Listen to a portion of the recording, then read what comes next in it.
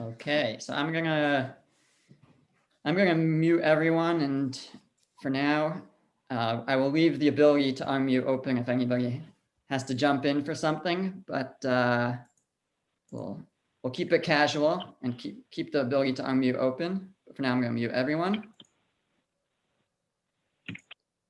Okay, and we're gonna get started. Okay, is Rabbi Winter still here? Yeah, okay. All right, good evening and mazel tov to everyone. This is really beautiful because it's a chance to see who at least many of the participants are on the same page. We don't really know exactly who's learning with us, so it's such a beautiful thing to come together. And so thank you for being here. Mazel tov. Special thank you to Rabbi Winter, who really was the designer. He had the vision for this program and helped us make it happen. And of course, thank you to Rabbi Walter for his ongoing participation and shir that he gives. And thank you so much to all of the participants who make it happen. The Chavetz Chaim, in his Sefer Nidchei Yisrael, he enumerates 4 advantages to learning in a chabura setting, as in a group setting, as opposed to someone just learning off on their own. And some of them apply in this type of situation, some of them don't, but I'll just tell you the 4 that he enumerates. Number 1, he says that when you're learning as part of a group, it's less likely that you'll skip your learning session because people will notice if you're not there, if you're absent, and it could be embarrassing or whatever it is, but it pushes you to be there week after, or day after day, week after week with your set time of learning. The second, actually part of the first, he adds, is that if you're learning on your own, so if you miss a day, you didn't miss anything, you didn't fall behind because you're just exactly where you were the day before, before you missed. But if you're learning as part of a group and you miss a day, so the train keeps moving and you'll fall behind. So that pushes us to make sure that we're there when we're learning as part of a group. That's number 1.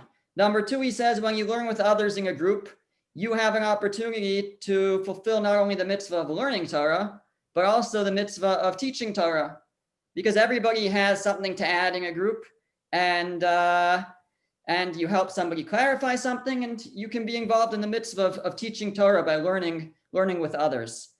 Number 3 actually comes from our Masechta. We learned together on Daf Zayin, page 7a of Maseches Taanis. The Gemara said, Amar Rabba bar bar Chana, Lama nimshlu divrei Torah ke'esh. Why is the Torah compared to fire? Shenamar, as the pasuk says, Haloko divari ke'esh num Hashem. My word is like fire. Why is the Torah compared to fire? And the Gemara says it's to teach you ma'esh eino dolek yechidi.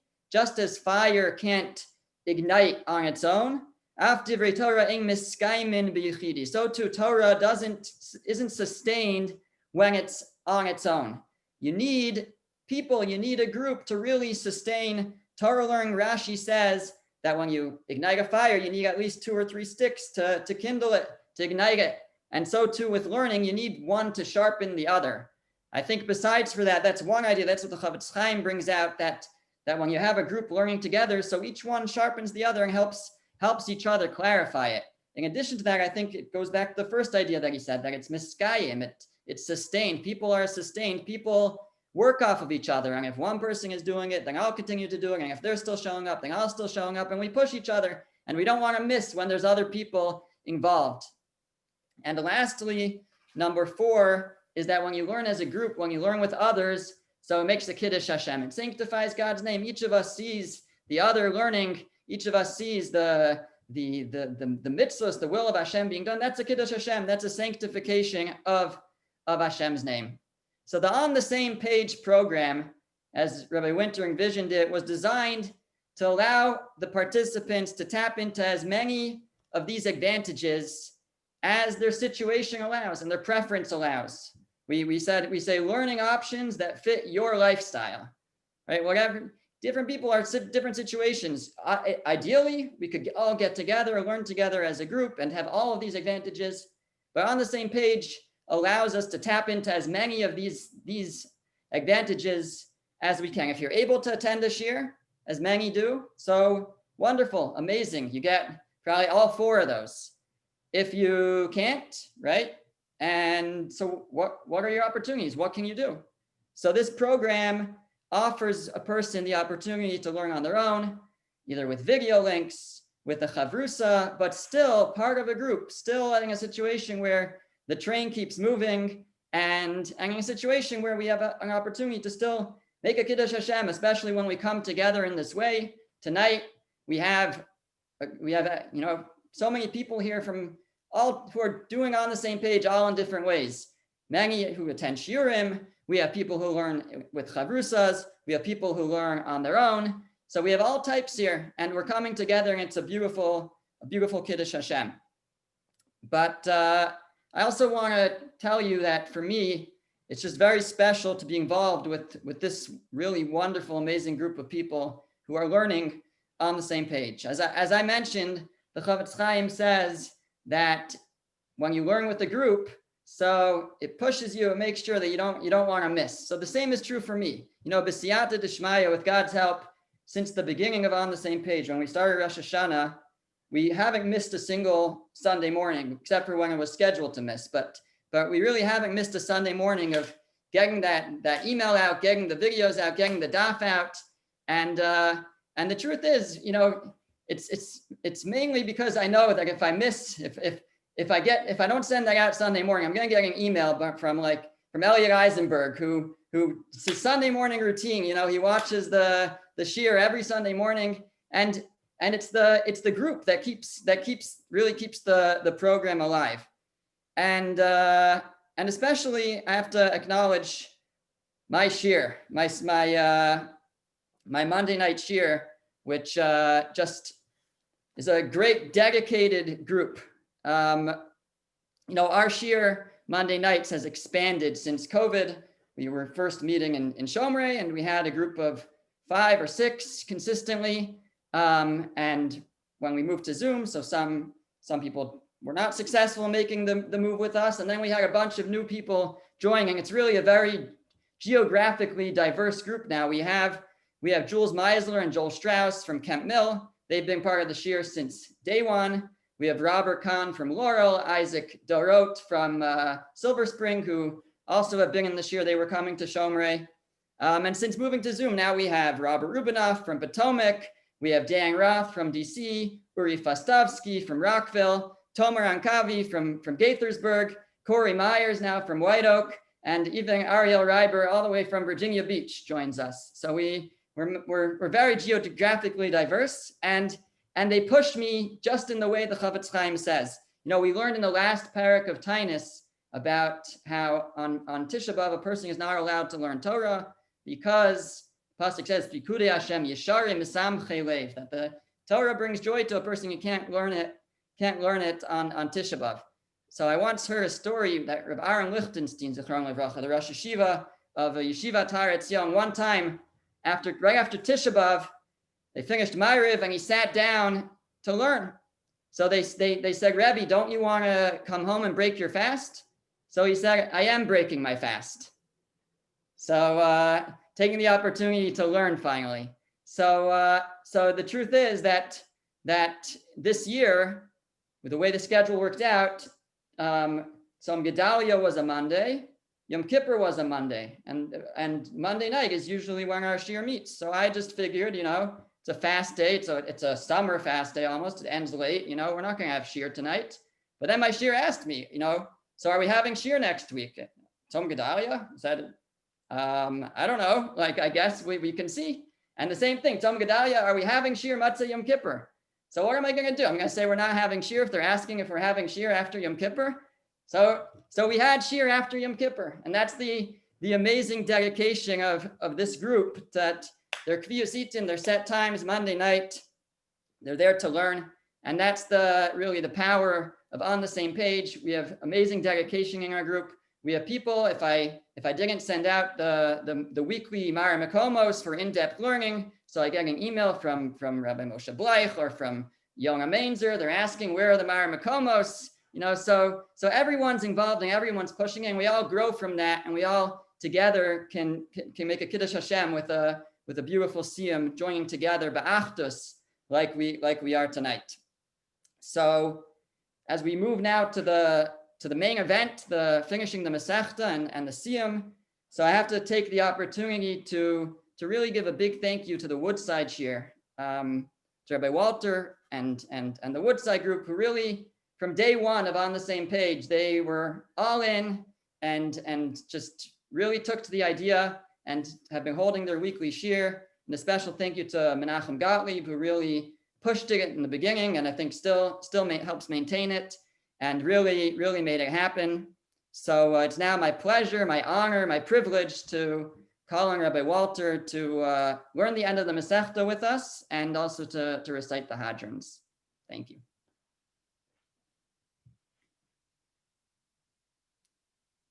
Do you not? I think I left you the. Oh, I took away the ability to unmute. Okay. Asked to unmute. Could everybody hear me? Yep. Yeah. Okay. Great. Thank you, Rabbi Shaps, for the invitation to On the Same Page some years ago, and thank you very much for the opportunity to be Messiahing the Masechta tonight. It is indeed very nice to see so many different faces from around the community, and I know there are multiple shiurim represented here and others that are unable to be in here presently live, but this is certainly very, very special to be together. As Hashem, we should be zochet to finish this next Masechta and to see each other in person, Yerushalayim HaBenuya. I would like, if you don't mind, to really go back just a few lines and pick up with something we finished off with last week, but I'd like to start with something that we already saw on the top of page Lamed Aleph Amud Aleph 31a. The Gemara that we've been discussing starting last week has been dealing with the Yom Tov of Tu B'Av, a very enigmatic Yom Tov, very enigmatic holiday that requires its own discussion in terms of what exactly the Simcha of Tu B'Av is, the 15th day of Av. But as we studied last week and we saw, as we will continue tonight, Tu B'Av, as the Gemara notes and as the Mishnah notes at the beginning of the fourth parak, is from the happiest days on the Jewish calendar. Minus Yom Kippur, Chazal, the Gemara here comments that Tu B'Av lo haya yom tom l'Yisrael ela Yom HaKippurim v'Tu B'Av. There are no happier days on the Jewish calendar minus Tu B'Av and Yom Kippur. So Yom Kippur, the Gemara says, we understand why Yom Kippur is such a great, joyous holiday. It's a day where the Jewish people receive atonement, kapara and tara. However, what is it about Tu B'Av? So the Gemara gives us 6 or 7 suggestions as to historical events which actually took place on the 15th day of Av. And we went through the lion's share of them last week. But I'd like to pick up with the last one that the Gemara notes on the top of Lamed Aleph Amud Aleph. If you take a look, Gemara says 1, 2, 3, 4, 5 lines down, or 4 lines down from the top of Lamed Aleph Amud Aleph, the Gemara quotes Rabba Rav Yosef. Rabba Rav Yosef Damri Tarvayu Yom Sheposku Melichos Eitzim LeMa'aracha. It was the day that they stopped cutting wood for the Ma'aracha. The Ma'aracha was the Korban HaEitzim. There were wood that was cut and that was brought to the Mikdash, as you recall from the Mishnah in the beginning of the 4th parak. Every Korban requires wood in order to burn the actual Korban. And Rashi comments here that come Tu B'Av, the wood is no longer appropriate. It's not going to be solid and strong and dry enough. The rainy season is coming. We're now in Cheshvan, like the Gemara is in the beginning of the Masechta taught us. Once Cheshvan comes, the rainy season comes. So therefore, starting Tu B'Av, the wood is not going to have the same level of potency in order to grab fire. So therefore, as a result, starting Tu B'Av, they stopped collecting the Eitzim for the Marach. The question is, what's the simcha? What indeed is the joy of finishing the cutting of the wood, which was used for the Karbanos HaMizbech? I mean, let's talk about it. Let's think about it. What is the simcha? If you take a look at the other historical events that took place on Tu B'Av, we could appreciate and understand that they were significant. The Gemara says it was the day that the Shvatim were allowed to intermarry. It was the day that Shevet Binyamin was redeemed and allowed again to marry into Klal Yisrael. It was the day that the Meisei Midbar, the generation of the Midbar, stopped dying. It was the day that there was a permission for Klal Yisrael to continue to be Ola L'Regel after Yeravim ben Nevat ceased and did not allow Klal Yisrael to come to be Ola L'Regel, to be pilgrimage. It was the day that Haruge Beitar, those who were murdered and killed in the city of Beitar, were allowed to be buried. Those are enormously joyous, happy occasions. We can appreciate maybe the reason for establishing a holiday due to those 5 events. But what's the pshat that you make a Yom Tov Yom Shepasku Melichros Eitzim Lemaracha? It's the day that they stopped cutting wood for the maracha, for the mizbech. What's the simcha? And how do we understand that in light of the other historical events that the Gemara connotes and articulates here? Rashi, the Rishonim are silent here and don't really explain to us what the simcha is. However, the parallel Gemara in Maseches Bava Basra, Daf Kuf Chuf Aleph Amud Aleph, there is the same Shakla V'Tari, the very same sugya that we read here at the end of Maseches Taanis also appears in Maseches Bava Basra, Kuf Chuf Aleph Amud Aleph and Amud Beis. And the Gemara there also goes through the very same historical events that took place. Why is Tu B'Av such a joyous holiday? But in the Gemara in Bava Basra, we gain a Rashbam that we don't have here. The Rashbam was the grandson of Rashi. And the Rashbam tells us, you know what this simcha is? And I'm sure many of you were thinking this. The Rashbam says in Dibur HaMaschil v'Hametiv in Bava Basra, Kuf Chuf Aleph Beis, v'osu hayom shepasku hayu smechem. The day that they stopped chopping the wood, Tu B'Av, for the eitzim, for the wood, for the maracha, they were very, very happy. Why? What's the joy of the day? Lefi sheba'oso yom hayu mashlim mitzvah gedola kazos. That on that very day they finished, they completed a joyous mitzvah. Anybody and everybody who had the opportunity, the merit, the wherewithal, and the ability to cut and to chop the wood for the eitzim of the maracha, it was such a joyous number of months. And they worked hard.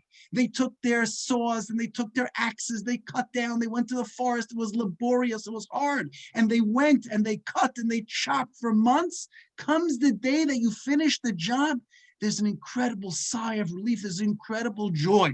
Thus, the Rashbam says the pshat, and the reason why there's enormous simcha, Tu B'Av, because they stopped cutting the eitzim from the maracha, because they were misayim. They finished a mitzvah k'gedola kazos. The Ramah in Hilchos Talmud Torah, Siman Reish Mem Vav, Sifcha Vav, says that when you finish a mesechta, when you're misayim a mesechta, the lashon of the Ramah is mitzvah l'smoach v'laso suda v'nikre sudas mitzvah. Hillel, Rabbi Shaps, you gypped us. There's a suda, there's a meal, the Ramah says, that you're supposed to have at a siyum. That's what the Ramah says. Zok devil nagon the beer gron shulchan. What's the makor? Why do you have a simcha? What's the joy of a siyum? Says the Grutz, the Rashbam in Baba Basra, Kuf Chuf Aleph Amud Beis.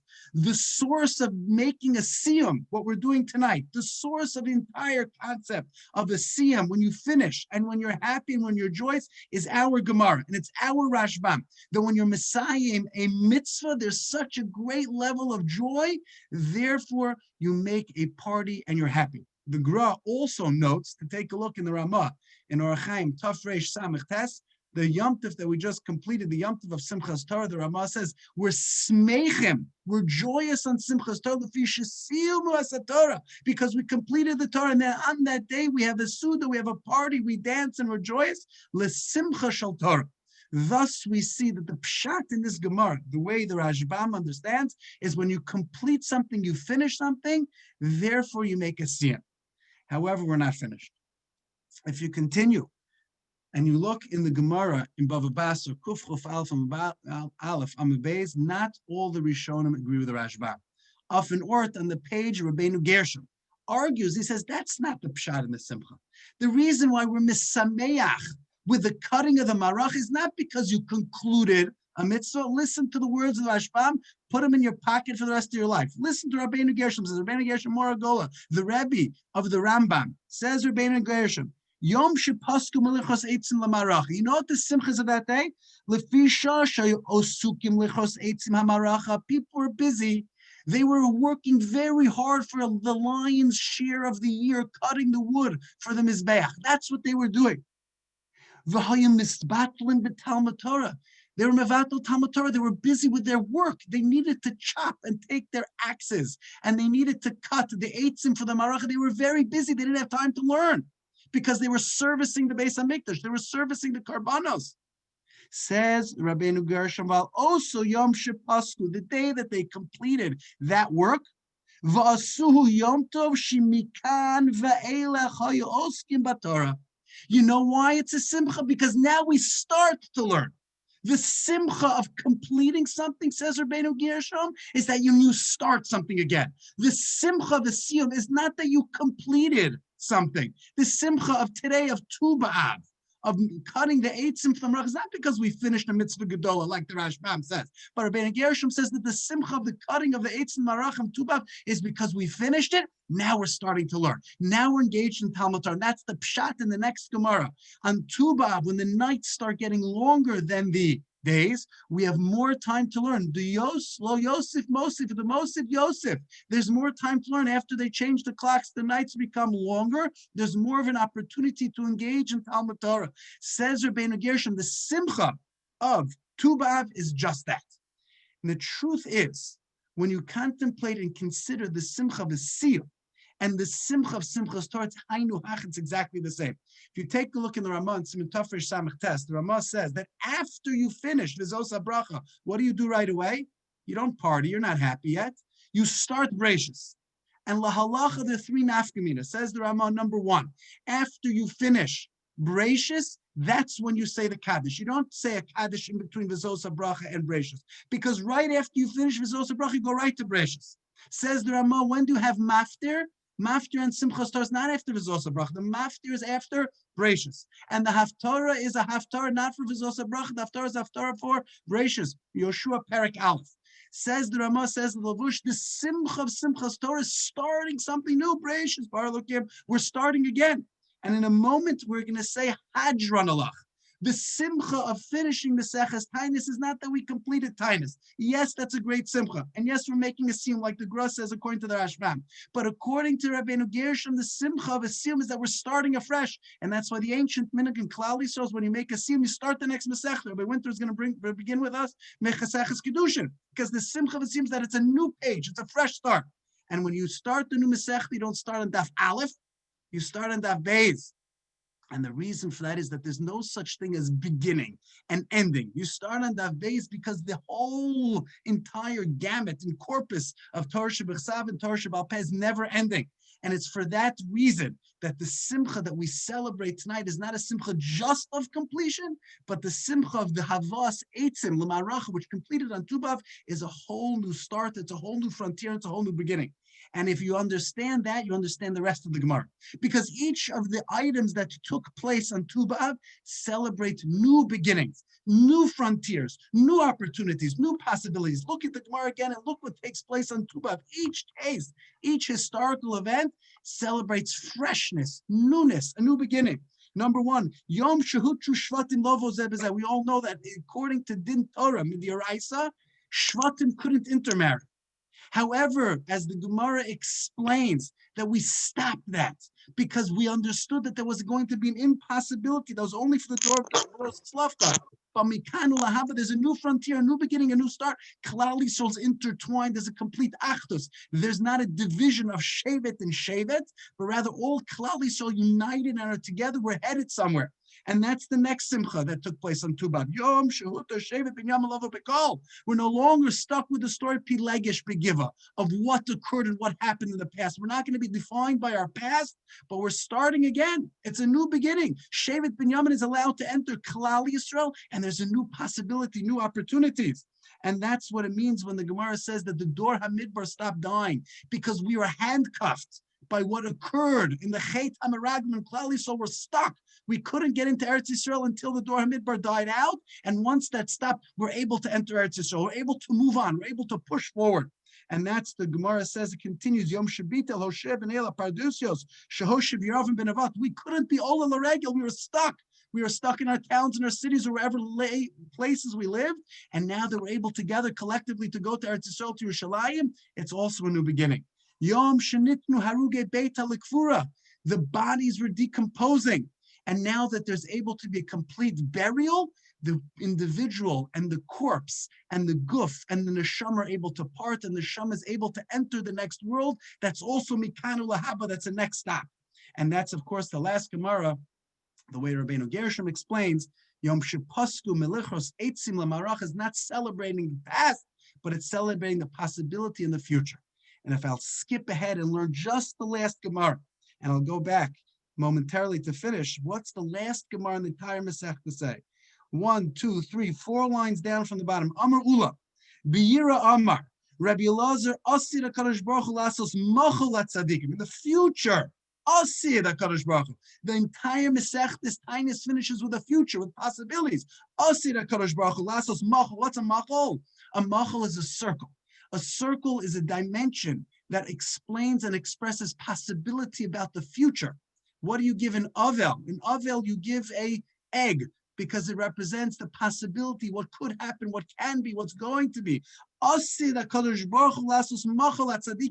the future, we're not going to be living in a box, in a square, in a triangle, in a life that we're compressed and we're often focused to look only at here and now and only at the past. But a machal, a circle, represents possibilities for the future. Asid HaKadosh Baruch Hu lasos machal tzadikim. V'hu yoshib beineim began Eden. HaKadosh Baruch Hu will sit amongst the tzadikim began Eden. V'chol echor ve'echor mare be'etzbo. Every single tzadik will take a finger and point. Shenem of Amar bayom ahu heine Elokeinu ze kivinu lo v'yoshenu. Zeh Hashem kivinu lo negil v'nisam chabishuaso. Kivinu means I'm being mitzapek. Kivinu mikavel Hashem chazak v'yamtzebecha v'kavel Hashem. I'm looking forward to the future. It's a possibility. We say in Yigdal, Yishlach l'keitz hayavim mishichenu. So you want to be zochet to the Yeshua, to the Gula? Who's going to be zochet to it? The mechake kates. They'll be zochet to Yeshua. So those will be the people who will be zochet to the Yeshua. Thus, you see, Meseches Taanis finishes with this concept of looking forward, looking to the future. That's what a Siyum celebrates. That's what the circle celebrates. That's what Tu B'Av celebrates. It's the possibilities. It's the futuristic possibilities. It's options. It's new horizons, new ventures, new Sidarim. We're not stuck in Meseches Moed, but we're expanding our horizons to learn a new area, a new challenge in Shas, a new area of study. That's Meseches Kiddushin. And that's the simcha of Tu B'Av, because there's no greater joy that a human being has when he thinks about the future. There's no greater joy. Yes, we look back and we have great memories, but those memories are only as long as they exist. Memories are beautiful, but the memories is just a memory, and it's important, but it holds us in a place. There's nothing you can do with it necessarily. Future, there's no end. There's no end to what can be. I often tell a story. The Chidush Arim, the first Gerer Rebbe, and Simchas Torah once saw 2 Talmidim of his dancing. And he was standing next to somebody and he pointed to, and he said, you see that Talmud over there? They're both dancing with incredible enthusiasm. The one on the right is going to stop dancing first. The Hasidim were looking and said, how'd you know, Rebbe? He says, look what they're dancing with. One of my Talmidim is dancing with the Masech that he learned last year. At some point in time, he's going to wither, because whatever you're dancing about, the past comes to an end. But my other Talmud is taking Meseches Kiddushin. It's the Masech that he's dancing with because he's learning at next year. And what you're going to dance with about the future, there's no end. That's the machal, that's the circle. And that's what we're celebrating tonight, because it's a world of possibilities, of opportunities, of potential, of future. So a simcha v'sim, yes, on the one hand, it's like the Ramah, it's like the Rashbam, that we're celebrating a completion. Every person should pat themselves on the back and put a feather in their cap, that they make a check on Meseches Taanis. They make a check on Meseches Rosh Hashanah. And it's an awesome, awesome accomplishment, and everybody should be very proud. But if you look at the last words in Masechta, you know what they say? Hadron Allah. I'm coming back to you. I'm going to get you again, Meseches Taanis. I'm not done with you. I'm going to see you again. I'm not finished, because there's a future for Meseches Taanis. It's not shelved. We're not putting it away. You finish algebra, you shelve it, and then you go into geometry. And you finish geometry, you shelve geometry. You finish higher level calculus, you finish that math book, and you keep on going. In the sciences, it works the same way. As soon as you finish one level, you shelve it, then you move on to the next. When it comes to learning, Torah Shebechsav, Torah Sheba'al Peh, the simcha is the possibility, the future, the options, the opportunities. What is next? That's the circle. That's the machal that we're all celebrating tonight. We should be zocher to live a life of Tu B'Av, to live a life of Yeshuos, to live a life of future, to live a life of Asid, to live a life of dancing with the Masechta, that we're always going to be dancing in the future. With that, I'll just close with the few lines that we missed in the middle here. The Gemara continues and says, after the Simcha of Tu B'Av, and the last citation that the Simcha is, of course, that we are Pasku, Milichros, Eitzim L'Ma'aracha. We stopped cutting the Eitzim, the wood, for the Ma'aracha for the Mizbeach. Like we just noted, starting on Tu B'Av, the strength of the sun diminishes. The days start getting shorter. The nights get longer. And they no longer cut the wood for the maracha. Because the wood is no longer very dry. It doesn't have the potency to burn as well. And therefore, at that point, we stopped cutting the wood. Rav Menashia v'karle Yom Tavar Magal. Rashi explains it's called Yom Tavar Magal because on that day they broke the axes. They stopped using the axes. They hung up their axe. They hung up their jerseys for the season, and they get ready to learn more, as Rabbeinu Gershom says. Mikan ve'elach the Mosif Yosef de lo Mosif Yosef. Somebody who starts to engage in heavy learning and more learning Torah during these days will be the recipient of blessing of life of Yosef, as Rashi quotes the pasuk, and therefore that is what we should be doing, how we should be spending our time. A person is not going to do that, will not see a successful future. Rashi says, Yamos below ito will pass pre the determined time. We'll leave that for the philosophers amongst us for another time. That's an important Rashi to discuss. The Gemara continues and says that on Tu B'Av the following thing happened. Bas Melech, the daughter of the king, Shoeles mi Bas Kohen Gadol, would borrow a beautiful dress from the daughter of the Kohen Gadol. Bas Kohen Gadol mi Bas Skana, the daughter of the Kohen Gadol would borrow a dress from the deputy Kohen. Ubas Skan, and the daughter of the deputy Kohen would borrow a dress mi Bas Mashuach Milchama, the daughter of the Kohen Mashuach Milchama. The Kohen Mashuach Milchama was the Kohen who was ordained and destined specifically to charge up the soldiers who were going to war. Ubas Mashuach Milchama Bas Kohen Hediot, the daughter of the Mashuach Milchama would borrow a dress from the daughter of the simple, regular Kohen. All of the daughters of Israel would borrow clothing from each other, be a massive gemach, a massive milos chasadim society. All of the ladies would be borrowing dresses from each other, even though they had their own dresses, in order that nobody should be bashful, nobody should feel bad. Everybody was in the state of borrowing, and they were very happy to do so. All of these dresses require halachic tefillah. Rabbi Elazar, Rashi explains that even those dresses that were not worn still require tefillah. We're talking about tumas nida, menstruation would be a halachic tumah. We only have nida today for Isser v'heter, not for tumah v'taira. So therefore, Rashi says, not to embarrass somebody whose dresses do not require purification and ritual immersion. So therefore, even the dresses that were sitting and housed and clothed and on the shelf in Macy's, if Macy's is still around after COVID, they would continue to require tefillah for all of these dresses. The Gemara continues, Tana Rabbanan. Remember, the Mishnah says that on Tu B'Av, all the daughters of Jerusalem would dance and would have an incredible party, and they would look to marry and to engage in a shidduch. The beautiful ones, what would they say? Look at me. Place your eyes on me. You want to marry me because I'm so beautiful. That's what you should find interest in. It's that I am attractive. I hope I will find favor in your eyes, and please look toward me. The daughters, the women who had good yichus, who came from very prestigious families. What would they say in order to gain an appropriate bachelor? Look at my family. Look where I come from. Look at my last name. Because part of the role is building a family. And if you want to build a family, if you want to be successful, look toward me. I know how to do that. I come from royalty, from great ancestry, and this is something that we could successfully do. We'll have children and build a beautiful family together. Those who were less attractive, what would they say? You should engage me, and we should become married because of for the sake of heaven, not for beauty, not for yichus, not for any of those secondary, ancillary reasons, but rather l'shem shemaim. Don't look at beauty. Sheker achein v'hevali yofi isha yiras Hashem. He tisala, look toward me because I am a woman of valor. Ubilvad shetatchen b'zhuvim. However, there's a caveat here. These ladies say, I still want jewelry. I'm not going to get off without you buying me a diamond ring. And we're in the yichud room. You have to buy me I don't know what it is today. It used to be pearls. Today, maybe it's something else. Whatever it is, please purchase jewelry for me. The last Gemara we saw, Be'ezus Hashem, we should be zochet to continue to learn together and see as the Gemara continues, we should be zochet to see Zeh Hashem kivinu lo v'yoshienu, Zeh Hashem kivinu lo v'niyila v'nisacha v'yishuasa. We should be zochet to see and to have a relationship with HaKadosh Baruch Hu. We're able to point, as Chazal always notes, Zeh means Zeh kel v'nveo. Kazera Kadesh, with the ability to point. Today we live in a time of Gilush, of Hester Panim. We wait for a time of Gilush Lina.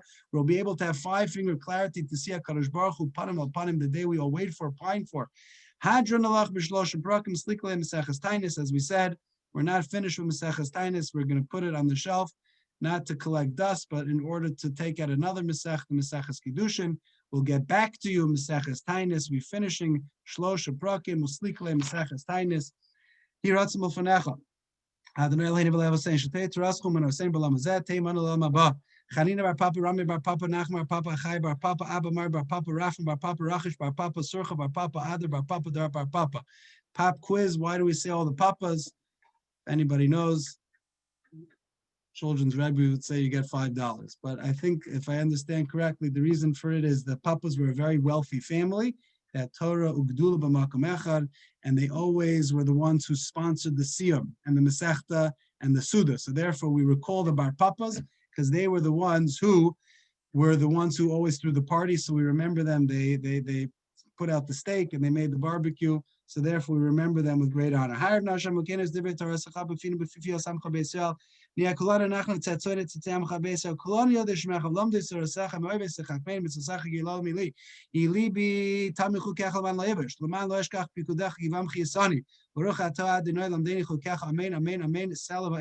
Modim nachlo v'nach Adonai Eloheinu v'lev Hossein asher samta chalkein Moshe beis Hamedrash v'lo samta chalkein Moshe Karanos shana mashkim hem mashkim hem ana mashkim David Torah mashkim dvarim teilim ana amelim hem amelim ana amelim kam schar hem amelim kam schar. Take a look. The Chavetz Chaim al Torah has an unbelievable pshat here. Not for now. Ana amelim hem amelim ana amelim kam schar hem amelim hem kam schar. What does that mean? That we're amel and we get schar, and they're amel and they don't get schar. How does that work? That's not true. You look at people who are studying, engaged in Torah. They're not really making so much money. They're not doing so well. The people who are selling diamonds, they're doing much better. So what does it mean here? Anu amelim, we are amel. We engage in Torah study, mekabel schar, receive a word, and they're not. I'll leave that as a question for now. Anu ratzim, heim ratzim. Anu ratzim, chelam abavim ratzim be'shachas. Shenemer ba'tolim taridin be'shachas, anshi damim be'mirma, lo yechutz yimei, ani yaftach bach. He ratzim l'fanech Adonai like Shem shazatani l'say misachas tainis, kent hazayin l'ascha misachtos esvar macher, u'l'sayimam. Lil model lamid, lishmer velasus, lekamis koldiri samter secha bihava, uschus kolatanai bamrem salmide chacham yamali zarish samush toira mi pizeri pizeri zari ad oilam, bitiskami bisalecha chatancha osa v'shach becha etushmer alecha v'chitzosi hisislichecha, kivi yerbi mecha v'sivu l'chashnos chaim orich yam v'bina v'smala shebekavod, Adonai ozam yitain, Adonai yivarech esamova shalom shkoyach, mazel tov to everybody. Where's the music, Rabbi Shaps? Now's the time to play it. Okay, now's the time also for l'chaim. Everybody's supposed to bring their own l'chaim, so if you don't have it, then I'll make the l'chaim to you. Or Walter, you got it? Okay. L'chaim, everyone. And yeah, before we move on to the next part of the program, yeah, we definitely need music, right? If I understood Rabbi Walter, you're supposed to make the l'chaim after you start the Kiddushin, right? That's a good point.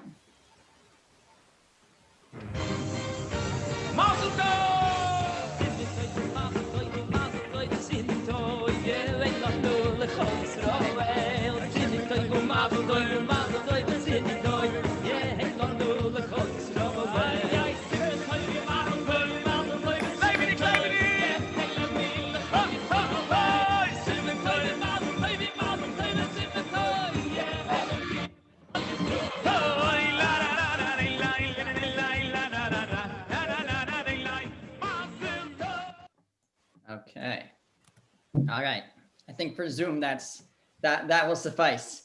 Okay. So before we move on to the next part of our program, so I just want to welcome two other people who are here or were here a moment ago. I think we lost one of them, but we'll acknowledge him anyways. Rabbi Moshe Sadwin, who joined us for the first half of the Siyum. Rabbi Sadwin, is he still here?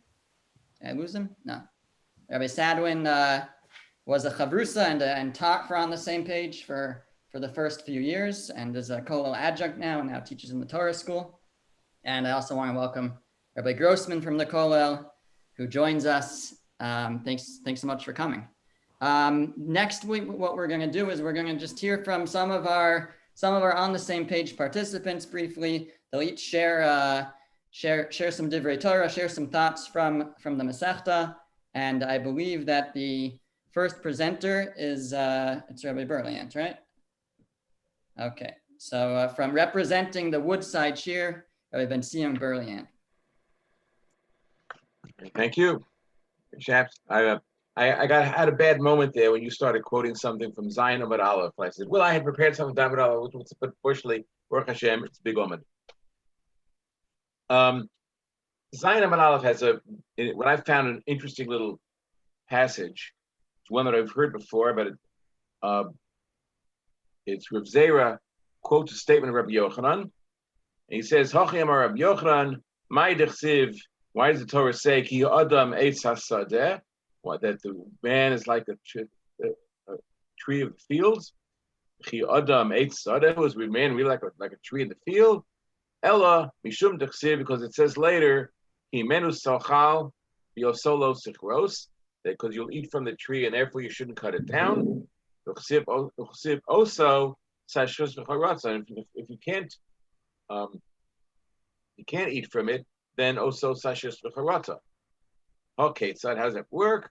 Im tavet chacham hagun hu, if he's appropriate tavet chacham, mimenu tochal, you should benefit from him. V'ihu lo sichros, and him you don't destroy, you keep around. Vim lav, also tashchis v'charata. If not, then you destroy him. Don't put him away. Rashi kind of elaborates on the question and says, what does it mean? What's the comparison of a man and a tree? What's going on here? And Rashi says, Makish ha'adam le'etz hasadeh. He compares man to the tree of the field. Ma'etz hasadeh, the field, im eitz ma'achol hu imenu tochal. The tree in the field you can eat from it if it has fruit, right? We also lo sichos, therefore you can't cut it down. Kach tamid chachamim im hogon hu, if it's appropriate, if it's good to learn from. Mimenu tochal, you should eat from him, you should benefit from. In other words, lamod hemenu bimlav also sashchis, not put him away, put him aside. So Rabbi Yochanan says the tree is a metaphor for Talmid Chacham, whose Torah learning is compared to its fruit. The Sefer Yud Menachem, which I came across a quote from it. If anybody knows who Yud Menachem is written by, I would appreciate it. I couldn't find the authorship. But he continues the thought as follows: observing that even absent Rabbi Yochanan's drasha, we might understand the comparison of a man to a tree, particularly because of the emphasis on Eitz Hasadeh, the tree of the field. In a city, a tree has multiple uses. It provides shade for the inhabitants and provides food for the fruit. Fruit provides food for the people.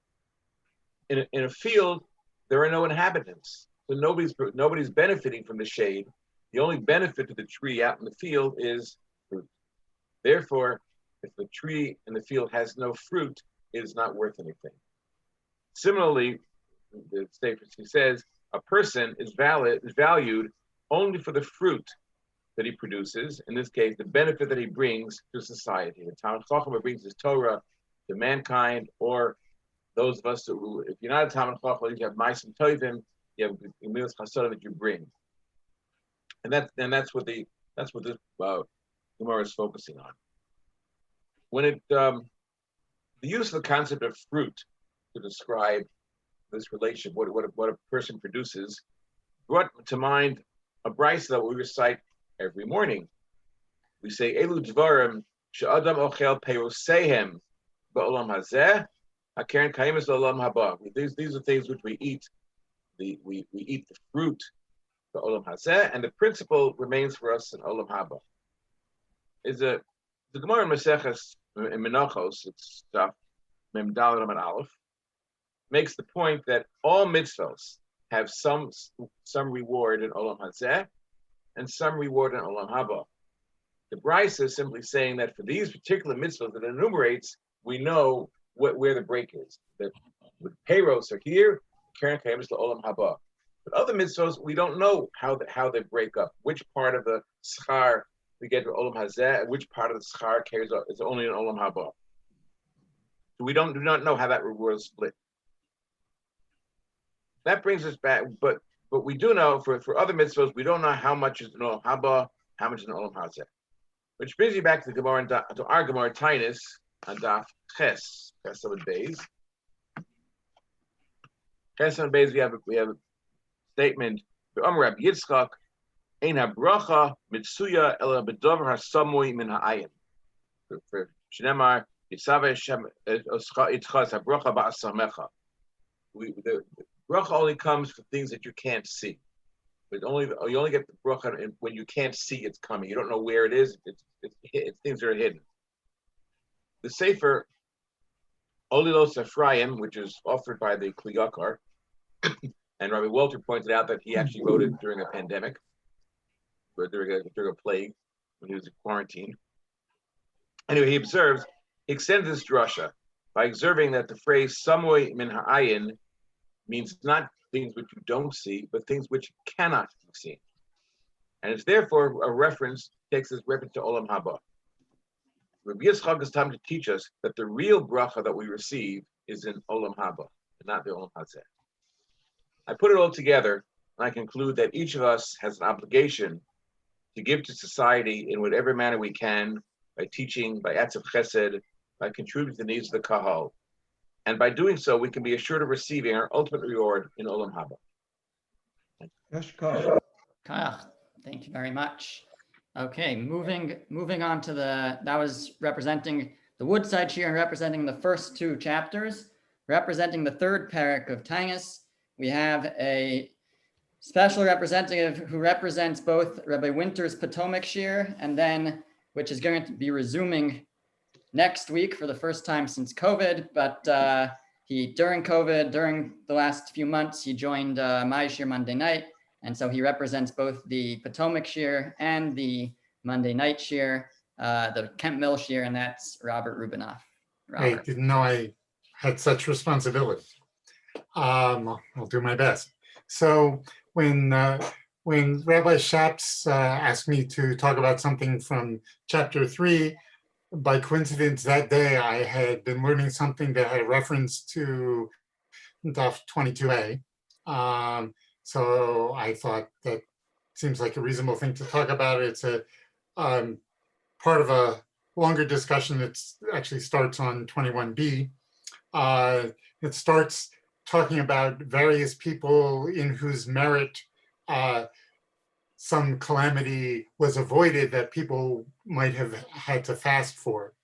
And then it gets on to just a discussion of people who have special zechut.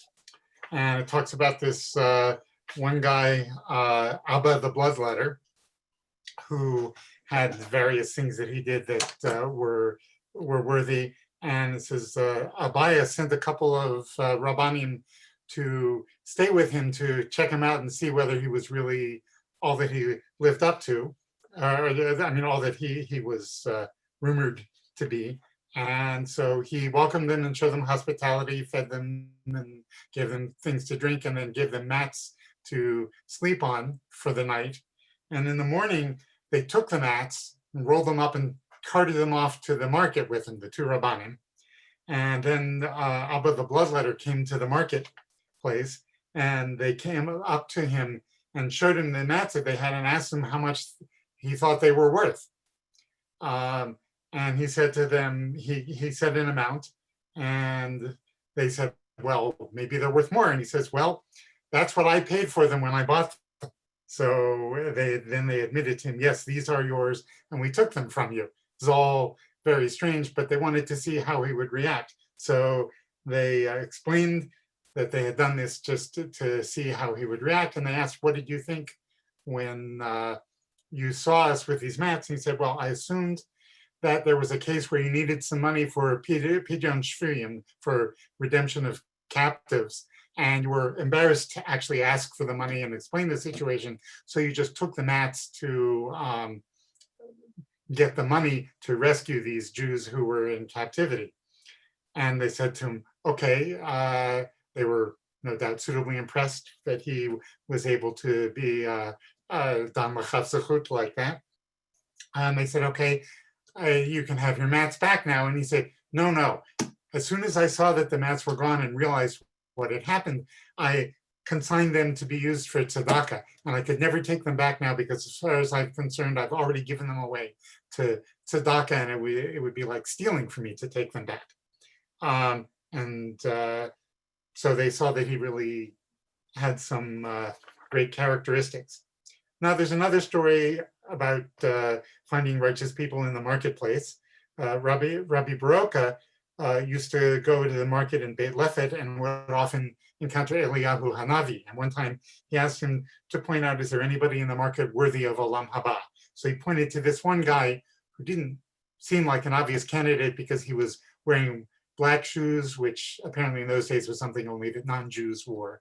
And he did not have, says that he wasn't wearing techelet. I assume it means he wasn't wearing tzitzit at all, at least not visibly. So he didn't particularly look Jewish. He didn't carry himself like a Jew. So Rabbi Baroka went over to him and asked him, what is his profession? He said, come back tomorrow and I'll tell you, I can't talk to you now. And he immediately left. So the next day, Rabbi Baroka came back and talked to him. Now he could talk. He said, what's your occupation? He said, I'm a prison guard. And he talked about how he made sure that all the Jewish prisoners, that the men and women were separate, so there was no opportunity for improper behavior. And he also looked after the prisoners and made sure that no harm came to them, and talked about some examples. And then he said, then Rabbi Baroka asked him, why do you dress like that? Why do you dress in such a non-Jewish looking manner? He says, because I don't want the non-Jews that I am with when I'm working to know that I'm Jewish, so that I can hear when they're plotting against the Jews or when there's a decree that's going to be issued, and I can go tell the rabbis so that they can pray for mercy so that Hashem will avert the decree.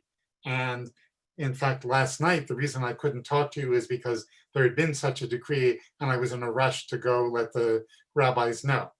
And they were able to pray and obtain mercy over the matter. And then there's another story with Rabbi Baroka.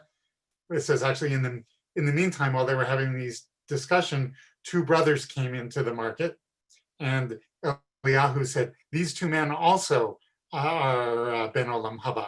And so Rabbi Baroka went over and asked them what they did. They said, we are jesters and we use our talents to cheer up depressed people. And when we see people who quarrel, we strive to make peace between them. So you see in all these stories, the common thread is that all of these people who are Ben Olam Haba or marked out as righteous in various ways are very focused on helping other people. To their own, at their own costs sometimes. And so, the Abba, the bloodletter, was willing to just, when he saw that his mats might be possible, he saw his mats were taken, he assumed it was that they were being taken because there were people in need of the money, and it was to help them. And the jesters used their talents, instead of trying to make a lot of money, they used their talents to help people. And the man who was a prison guard put himself at risk, because if the non-Jewish employers found out what he was really up to, he could have gotten in a lot of trouble. But it shows the importance and the reward for being focused on other people. And something else that occurred to me, which I don't think the Gemara was getting at all, but I was thinking about, we're in Masechet Tanit, and it's all about fasting. And nowadays, most of the fasting that we do is because of the Churban of the Beit HaMikdash. All the fast days are, or most of the fast days are related to the events in the destruction of the Beit HaMikdash, or that happened as a consequence of our condition because of the Beit HaMikdash being destroyed. And we know the reason for the Beit HaMikdash being destroyed, at least in large part, is because of sinat chinam, because of baseless hatred of other Jews. And the remedy for that is ahavat chinam, to have love for other Jews that doesn't have any reason other than just you have love for them as fellow Jews.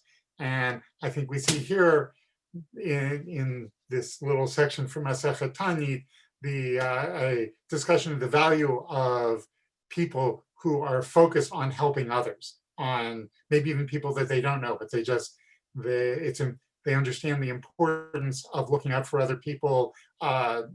And so I think that perhaps in Masechet Tani, we're seeing a discussion of what, in fact, will be the remedy that will take us to the place, Mirta Hashem Bimera V'Yameinu, take us to the place where we don't have to do all of these fasts anymore. Thank you. Beautiful. Okay, finally representing the individual learners, those who learn on their own. We're going to call on Yona Mainzer. We also want to thank Yona and his wife Tiana for being sponsors for tonight in memory of Tiana's uncle, Matthew Goodman. And Yona, you're on. So you spoke about Daf Lamed Amud Aleph, and I was also going to talk about that. So I will expand on what you said about not learning on Tisha B'Av. And the Gemara says you can't learn because of Simcha. And why can't you learn because of Simcha? And Rashi says on that, because we're in Avelu. And then the Gemara continues in saying that even the children don't learn. But the question that occurred to me on that is, why can't children learn in this case? Because children aren't mitavel. So how does this affect them? And even if you say that the Avelu doesn't always apply, the children don't get the same Simcha that adults do. Otherwise, we wouldn't have the principle of mitoch shelo lishma bal lishma, because a lot of children don't necessarily like sitting. They don't learn. They don't always like to sit and learn as much. I saw on this individual question, I saw two answers on it. The Gra changes the gears of the Gemara, and he adds the word lo betel. He adds the word lo into the Gemara, says, so the learning is lo beteling, so the children can learn on Tisha B'Av. But I found this answer problematic because there were no other Rishonim, I couldn't find anyone else who had changed the gears to agree with the Gra. The Biur Halacha gives a different answer. And he said, the problem isn't with children learning. The problem is that the joy from other people get from the children learning, because the Rabbanim who teach the children get a lot of joy from teaching them. And then when they come home and talk about it, because the parents get a lot of joy about hearing what their children did. And that answer really spoke to me, because I can tell you that one of my favorite parts of the week is hearing my children come on Friday night at dinner, hearing them talk about what they learned about the Parsha during the week. And so I really found that answer was a very good answer. Yashka, thank you, Yona.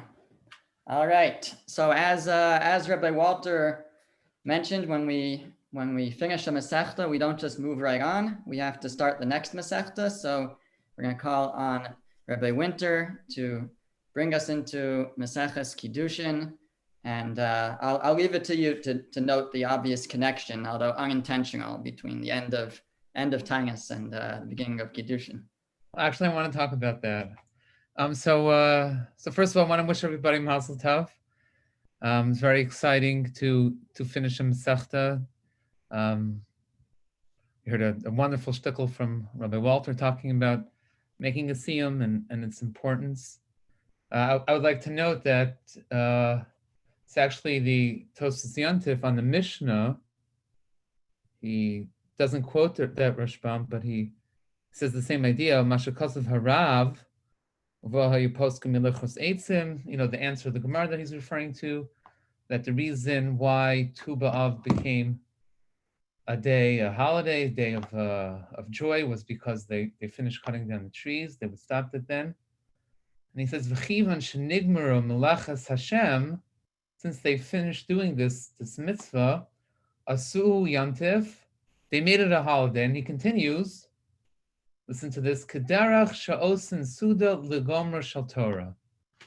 Just like we make a siyum, just like we make festivities when we finish learning. So it's definitely a wondrous thing that we have this idea right here in the end of our Mesachas Taanis that is really the source, the makar for making a siyum, like Rabbi Walter so wonderfully told us all about. Okay, I would like to thank all the participants over here, Rabbi Walter and the Woodside crew for being part of it, and all Rabbi Walter's efforts. And I'd also like to acknowledge all the wives and the families and support system that everybody may have that's encouraging them to be a part of that. And certainly I would like to thank our own Rabbi Shaps for the yeoman's efforts and work that he put into establishing this on the same page. And really it's like a child, just babying it and nurturing it and growing it and investing it.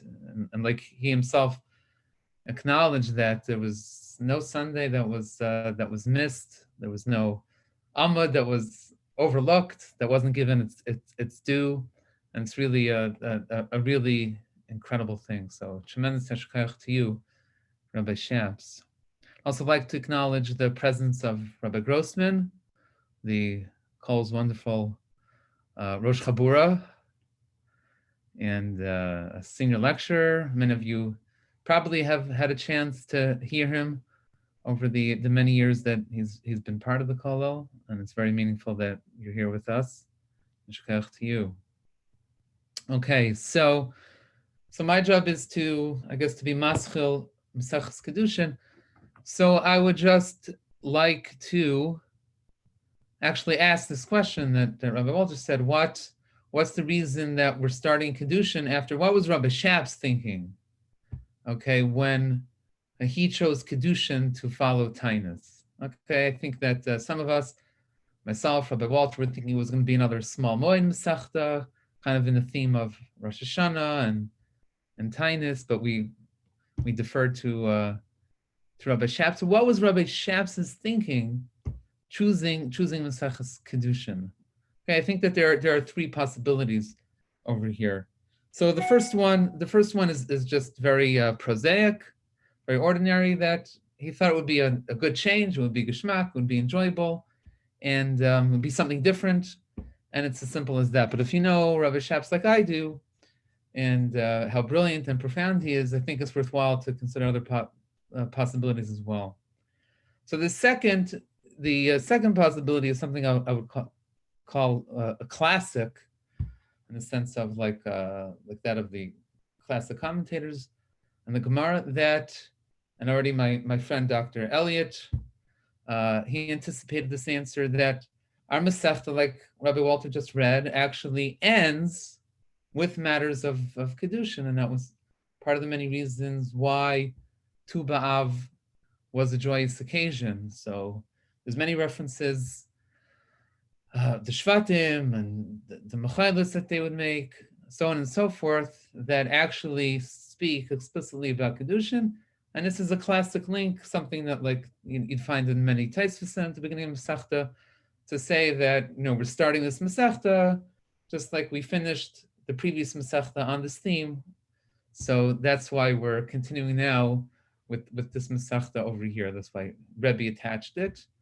In this case, this is why Rabbi Shaps would juxtapose these two limudim. Okay, the last and most profound maybe, and machshava dikum mahalach, to answer Rabbi Shaps's a genius. I was thinking, what really is the theme of Taanis? What's the theme of Taanis of the Masechta? So, its name tells us that it's about fast days. It's about fast days primarily. And then what are fast days about? Fundamentally, fast days, and this is, if you look at the beginning of the Rambam in Hilchos Taniyos, Rambam says it's a mitzvah when it's sorrow, when there's a certain distress, there's a famine, whatever there is, there's disease, there's locusts, to come and to cry in front of Hashem and to blow the shofar. And he goes on and says, somebody that doesn't do this, so, and he just says, this is something that's common, this is something, there's good times, there's bad times, there's, bear markets and there's bull markets, there's booms and there's busts. It's just the way of the world. The Rambam critiques that harshly and says that person is he's an achzor. He's cruel. Why? Because he's perpetuating a distress by not acknowledging that everything comes from Hashem. And that's what we do when we have a Taanis, when we take on ourselves to come to shul, to daven, to have a yom tefillah, to engage in a fast, is that we acknowledge that the world is not just a happenstance, it's not just a teva, it's not just the ordinary goings on in the world, but on the contrary, that everything that happens is from HaKadosh Baruch Hu. So in essence, what Taanis is about is bringing HaKadosh Baruch Hu into our daily lives, is acknowledging that all that transpires, all that happens is not just the ordinary, but it's from HaKadosh Baruch Hu. Okay, Kedushin. What does Kedushin have to do with that? So the Mishnah starts, Ha'isha niknis b'shlosha derachim. A woman is niknis, she's acquired in 3 ways. Okay, now if you look at the beginning of the second Mishnah, it says, Ha'ish mekadesh, a man is mekadesh. So he actuates Kiddushin. So the Gemara actually addresses this right away. You have 2 different languages for Kiddushin.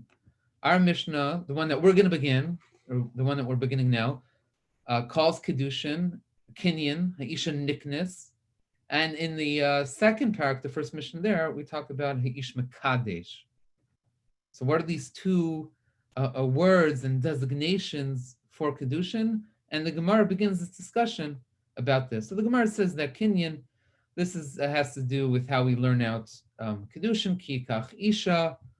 That's the pasuk that tells us about Kiddushin. Kicha is taking, and Kinyan is a word that's associated with that. That's the biblical, the derisa language is Kinyan and Kicha.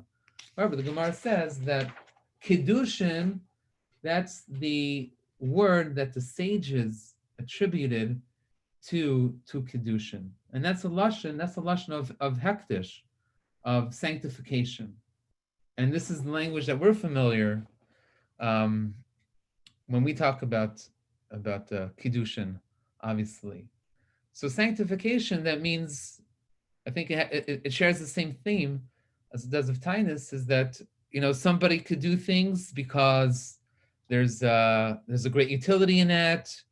Some people, for example, they get married because, you pay less taxes. It's a tax write-off.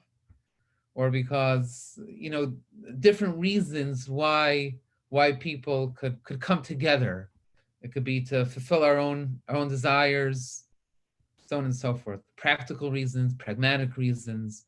But the Jewish perspective on something that 2 people coming together to build a Yiddish Jewish home, that's something that's Kedushin, that's something that's sanctified and elevated. So we have this theme again of rejecting, the ordinary and to taking HaKadosh Baruch Hu into our lives, and certainly Kedushin is one of those things. So excited to Mazel Tov and Yeshakach to everybody for finishing Taanis, and very excited to begin Kedushin and to start the next wonderful Masechta together. All right, thank you, Rabbi Winter. Thank you all for joining again. Mazel Tov. And yeah, actually, please, if you didn't sign up again, if you don't mind, just going to the Kollel website, gwckollel.org/on the same page. It's in your emails that you get from me. Just register again, so we just have a fresh list of participants, so you can register for Kiddushin. If ideally, if you can, that would be helpful. And yeah, this Sunday morning, 8:30 a.m., Siyata D'Shmaya, Be'ezras Hashem, It'll be your first Kiddushin email will be in your inbox. So Rabbi Sheps, can I just ask which, if any of those reasons you had in mind? Was it all of them together? it might have been the first. The real reason is because it's going to be geschmack. It's going to be great to get into Kiddushin. That's the real reason. Okay, fantastic. Yasher Koach, everybody, and Mazel Tov. Thank you very much. Mazel tov, everyone.